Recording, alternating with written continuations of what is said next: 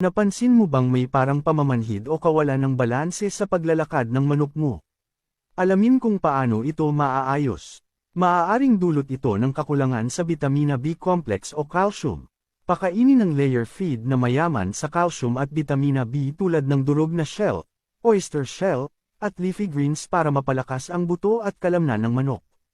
Bigyan ng bitamina B complex supplement o natural na pinagkukunan tulad ng itlog, spinach, at sunflower seeds para mapabuti ang nerve function at mapanatili ang tamang koordinasyon ng paggalaw.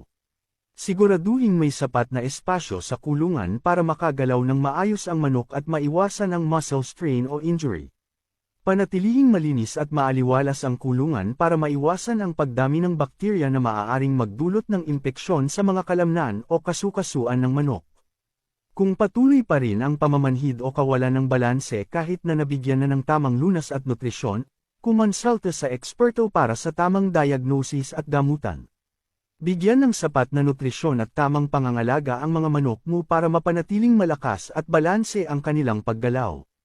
I-follow para sa iba pang tips sa pag-aalaga ng manok.